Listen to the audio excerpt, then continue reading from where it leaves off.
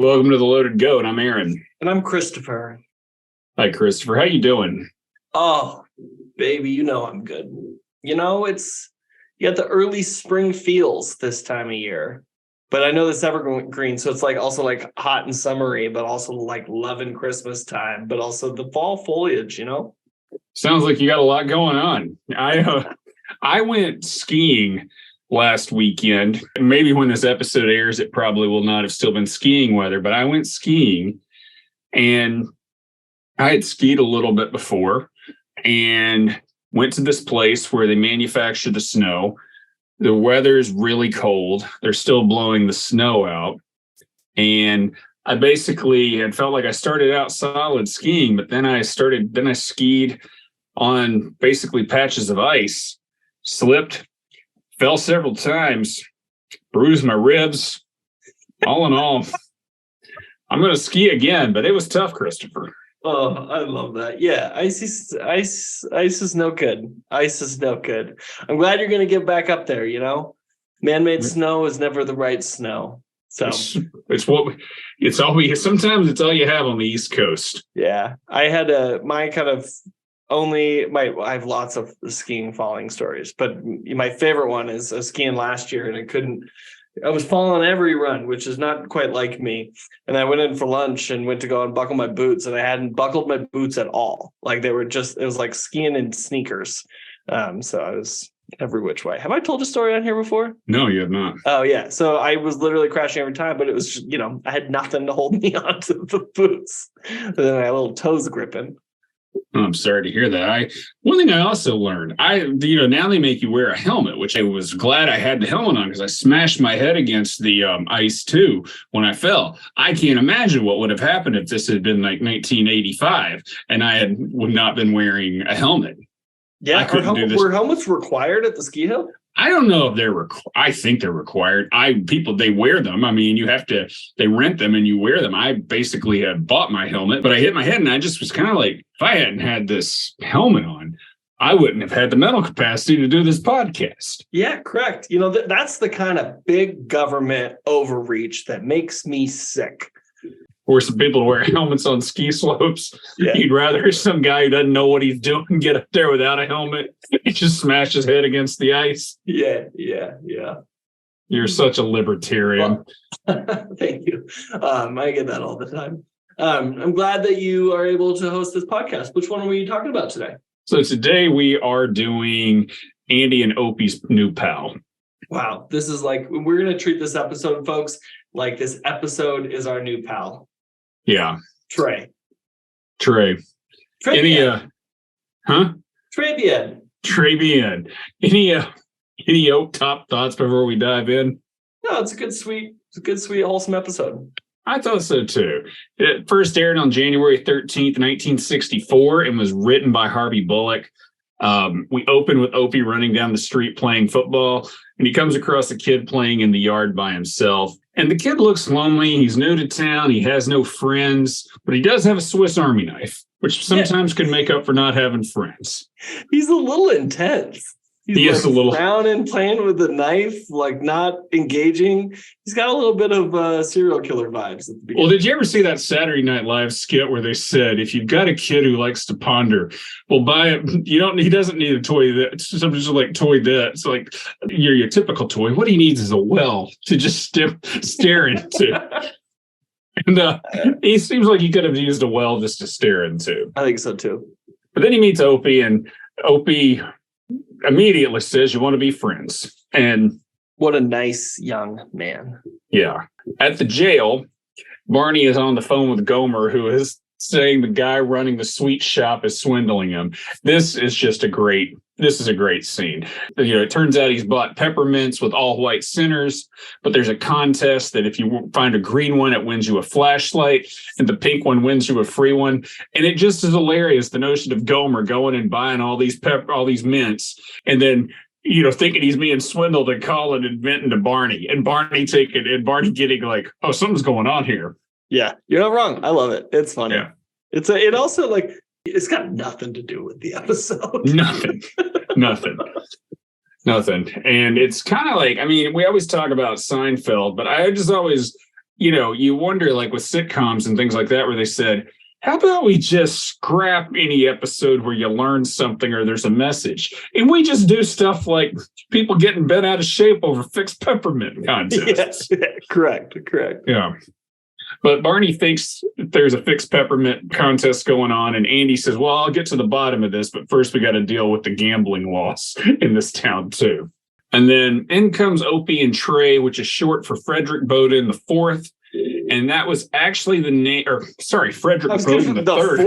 The third. I'm already jumping ahead of myself. Frederick Bowden the Third. And that was actually the name of one of Harvey Bullock's son's friends. Trey's played by David A. Bailey, and he'll appear in more episodes. And it turns out his dad is dead, and his mom is visiting Miss Edwards, and they're from Erie, Pennsylvania. Opie and Trey have become blood brothers using barn paint, and Trey is going to spend the night and go fishing with them on Saturday. So they've become very fast friends. It's an accelerated friendship. Yeah. Do you think it was weird that he named the kid, like his kid's friend after? Like, you think he told the parents he did I would hope so. I mean, for all we know, Frederick could have said, will you name a character after me? That's true. We don't know the whole story. And we don't know the whole story. That matters. Yeah. So they leave, and Barney says he hopes they become as close as friends as him and Andy. And he mentions that they have had tiffs from time to time, but they can laugh them off. And then Barney brings up... I don't know. I always say you and I have had our tiffs from time to time, but we can laugh them off. Yeah, it's just because you're a punk. We don't have tiffs. You ask me to do stuff for the podcast, and then I do it late, or I forget, or I don't join when you have 4 people come on. It's like things like that, like small things. There are small things. I don't really think I harp on them. No, you're a very understanding, kind, gentle person. I don't know about gentle, but I think I can get a little worked up. I just won't be going back and telling you about the $3.95 shirt that I bought at Patterson's, like Barney does when he says there was a mix-up when he was going to escort the girl from the Apricot Festival, but Andy did. And then it's clear Barney is still upset. And then Barney then shares that he paid $3.95 for his shirt at Patterson's, and that he stood there like a fool while Andy escorted her around. And then he goes off on Andy, but they make up. We actually did have one tiff, you and me. Was it about the girl at the Apricot Festival? It was not. Festival? Okay, it was not. Is the tiff? Tiff was it about Kid Rock? It was. We were having a conversation, and we were talking about music, and we were talking... the second time we've talked. This is early in our relationship.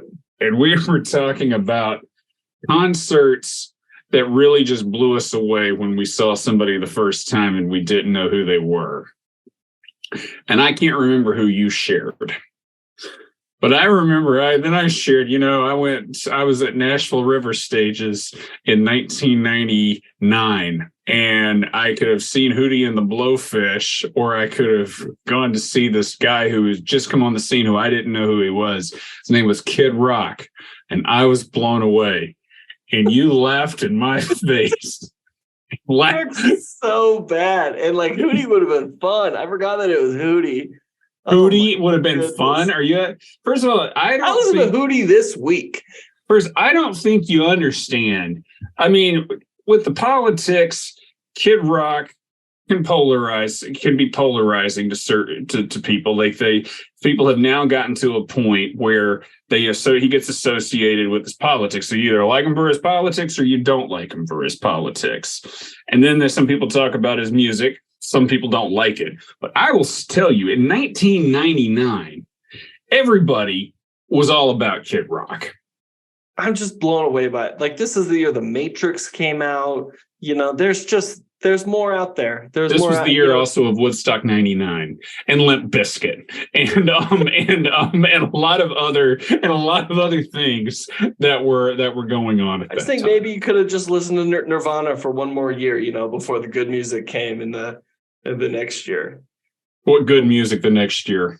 Yeah, probably like I would not be surprised. Oh man, I hope I alienate some folks here. I feel like Kid Rock fans, like, then become Smashing Pumpkins and Counting Crows and kind of like live in this weird world as it moves forward. And then eventually you bottom out at like Timberland. I think what we're talking, I think you don't have any clue what you're talking about. I think it's what is going on. Nobody is going from Kid Rock to Counting Crows. I think what is really frustrating is you're significantly younger than me, and you were, in elementary school or something like that when all this was going on, while I was going to college during one of the worst musical periods of all time. And when I try to tell you about the bright spots, you get on some sort of high horse, like you're some sort of music snob, and you go back and you put on Radiohead or whatever it is people like you do. Don't put that on me. Put on a Hootie. That's all I'm saying. It's because I just never had none of my friends' dads never took me under their wing. Yeah. Well, that's a good segue back into this episode. At the Taylor household, Opie and Trey are creating a ruckus. And it turns out they're playing a ruckus. Good. Nice. I like that. Good. Yeah, that's what they're doing.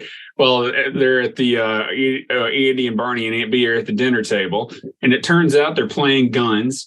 And Andy comes in and they jump into bed. And they still have all their gun belts on and everything. Did you have toy guns growing up? No. I watched PBS, like public access television, until I was 10.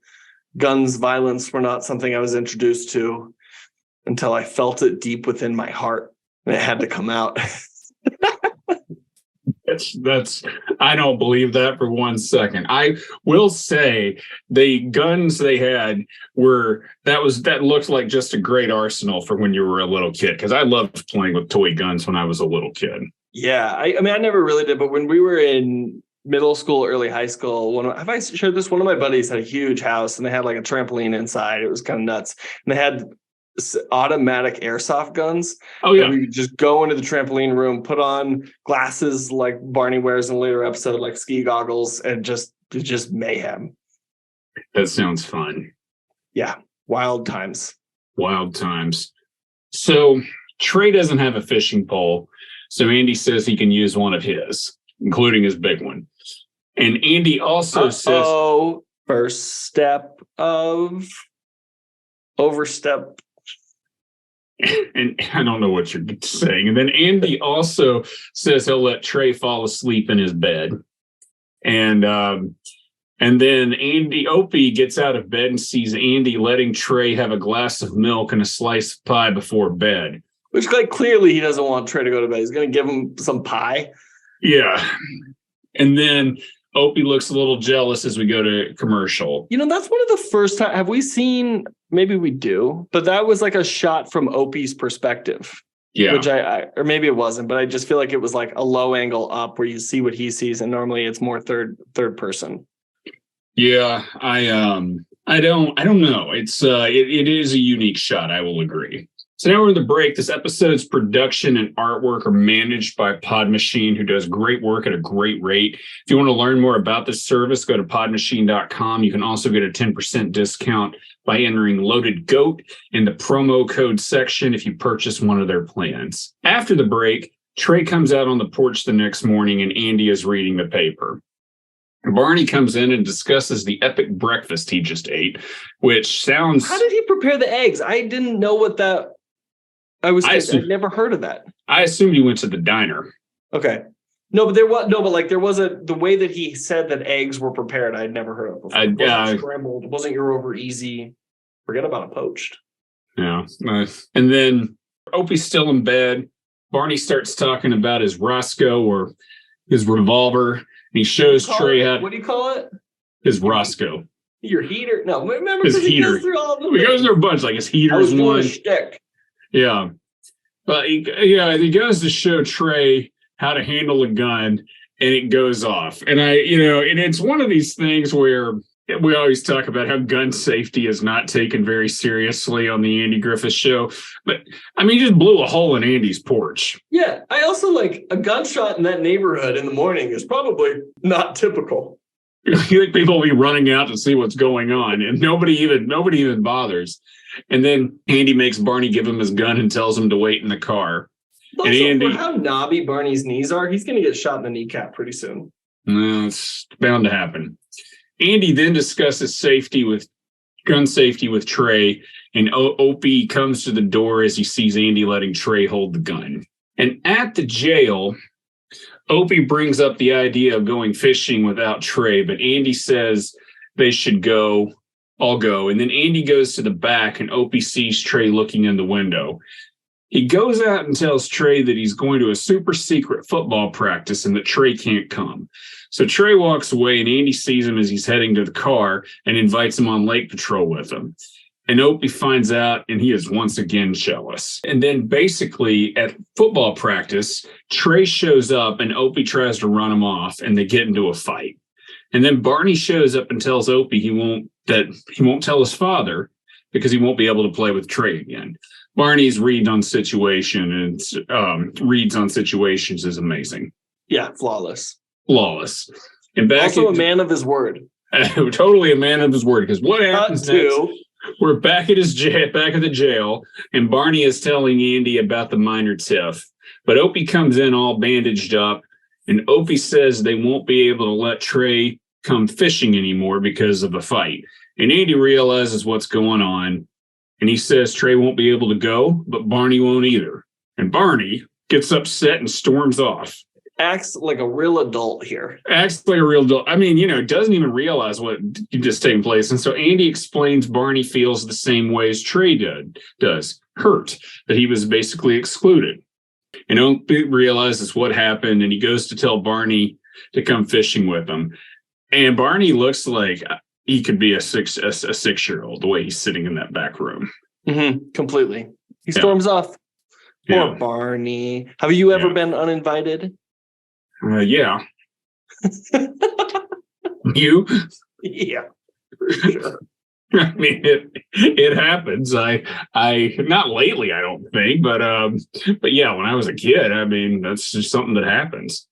I like to think when I go to DC and then I don't hang out with you that you feel like Barney and you sit on your bed and just pout. I usually don't know when you come to DC. I mean, that's how close our friendship is. You don't even bother to tell me half the time. Good. I was there 2 weeks ago. Oh, really? We'll talk about that. I was there for like 12 hours. I've been doing real short stints, honey. It's okay. So Opie leaves and Andy apologizes and says he was using him to make a point. Barney still rants and storms off. I mean, Barney's not clicking in this episode. And that night at the Taylor household, Opie comes out and says to Andy, he and Trey are friends again. It turns out Trey is spending the night, and Opie gave him his genuine regulation football. And Andy tells Opie that he's also got a genuine regulation friend. And we go to commercial. That's a great line. It's adorable. Yeah, it's very cute. In the epilogue, they are all getting ready to go fishing. Andy says he's glad to see that they're all friends again.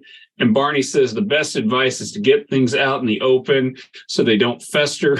The boys go outside, and Andy brings up the apricot queen, and Barney is still irritated. So he's still not over it. He's still not over it. I mean, I align fully with Barney on that scenario. The only way that Andy could get out of being the mean one in this is if he married the apricot queen. Maybe that was Gertrude, and they just, aren't personifying her in a way. That would be a story. I mean, that would get really dark really fast if Barney was still sporting over Andy meeting his wife when he was waiting for her. We haven't had a good conspiracy theory. I'm good with this one. You want to go with that one? Yeah. How many whistles would you give this? 7? Yeah, that's kind of what I was thinking too. Yeah. Good, not great. Nothing bad about it, but yeah. Yeah. Any final thoughts? Really enjoyed it, Aaron. I did too. Glad we worked past all our differences. Yeah. I love you. I love you too, Christopher, in a very platonic way. All right. Thanks for listening. Check us out on Apple Podcasts, Spotify, YouTube, and wherever you get your podcasts. And if you think about it, subscribe. Next week, we'll do Aunt B, the Crusader. Until then, Christopher, you want to be friends? No.